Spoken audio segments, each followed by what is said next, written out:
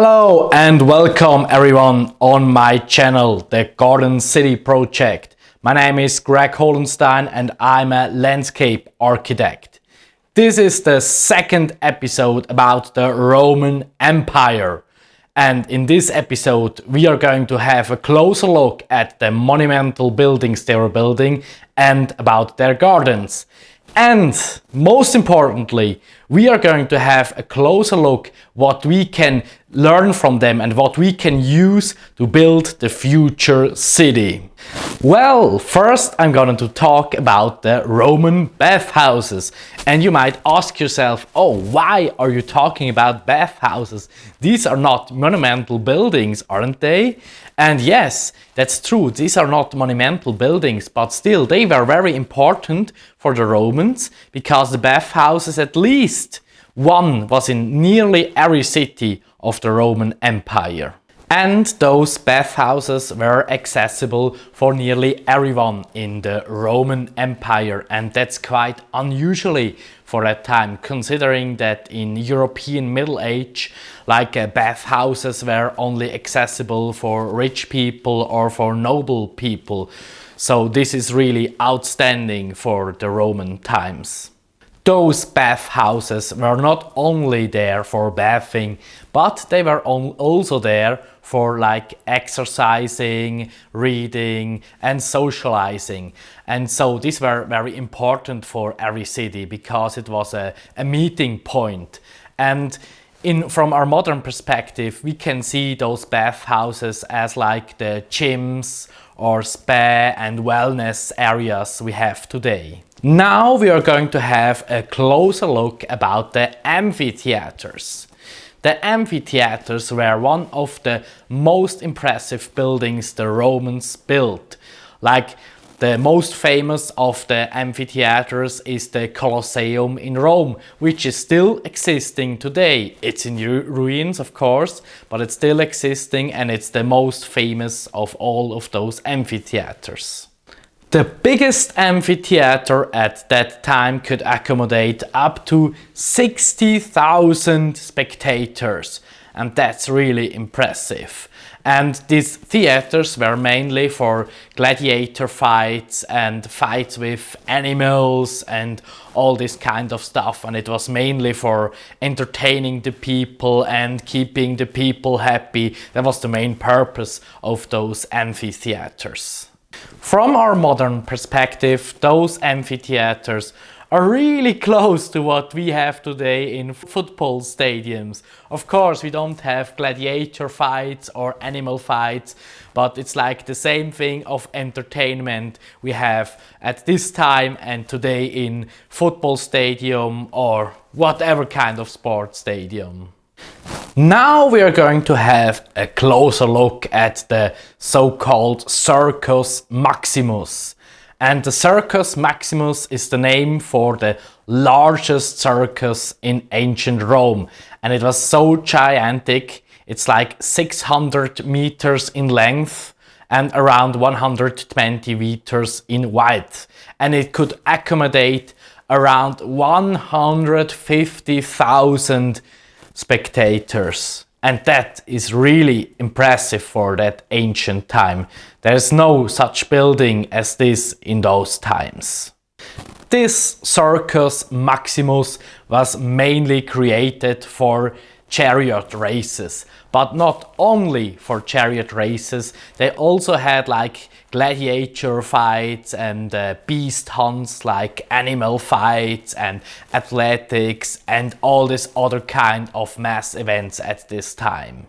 This building could also be used to celebrate many different things, like for the greatness of the Roman empires, and there were many emperors who were celebrating feasts there and big parties, and this was really like a festival in ancient time. And this building was really unique because it could accommodate so many people, and that's unique for ancient time. Now we are taking a closer look at the gardens in the Roman Empire, and the garden techniques the Roman had, they learned them from other cultures like the Persians, the Greeks and even the Egyptians.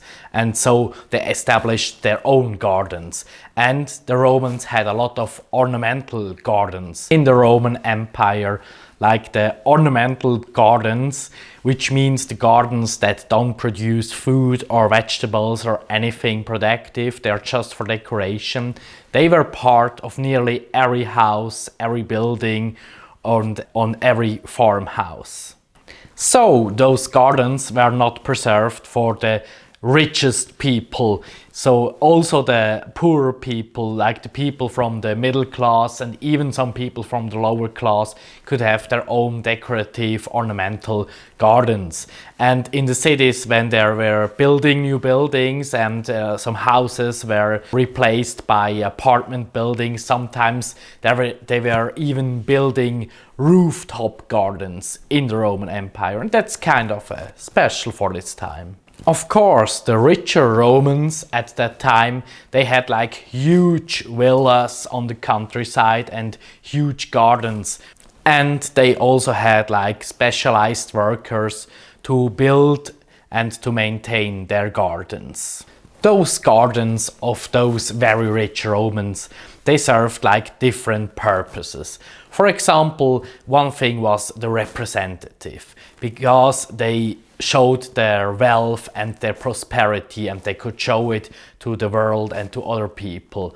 And the second reason was also a religious one, like the most of those wealthy people, they had like statues of like their gods in the gardens, and this also served kind of purpose to please their gods. Now we are coming to the conclusion of this episode.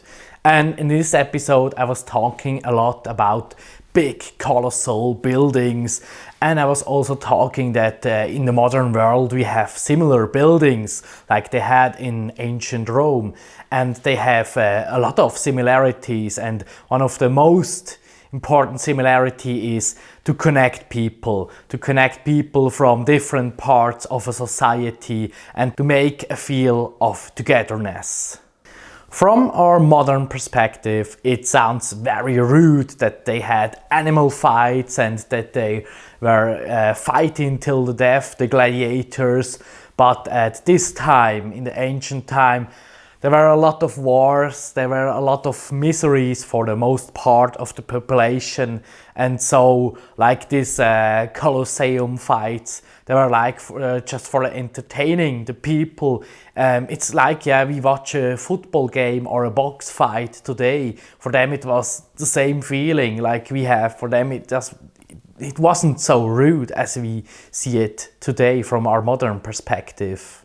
So, as a learning we can take from this episode, or as a final conclusion, we can take that we people, no matter in what time we live in, we want to be entertained, we want to have a feeling of togetherness, and yeah, it doesn't have to be as cool as gladiator fights, but we need some kind of entertainment. The second conclusion from this episode might be that ornamental gardens, even in ancient time, they had a purpose. We think at first time, oh, we need gardens to produce food, or they need to have a purpose we can see. But even in ancient time, in the time of the ancient Romans, they were like, they had like always a scarcity of food, because they didn't have the production means we have today. Even in that time, people saw a purpose in ornamental gardens, and that might be a representative purpose to show the status symbolic, or even to complete the building. If you have a garden around it, the building is completed, and if you don't have that, it looks like a little bit empty probably.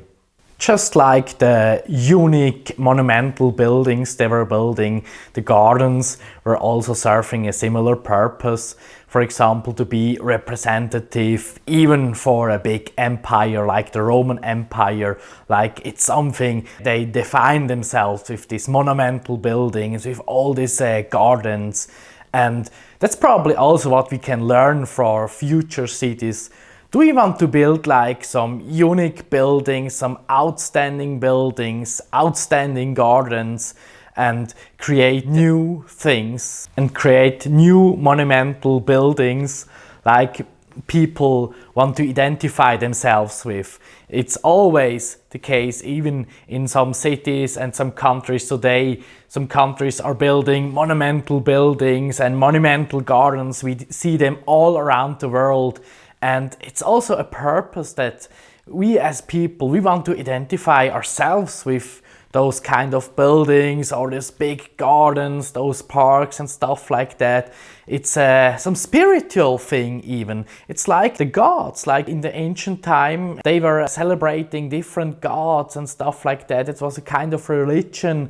And yeah, maybe in the future we, for the most part of the world, at least in the Western world, we are not religious anymore, but we still believe in something. We cannot deny it. We still believe in some things and we want to identify ourselves with something.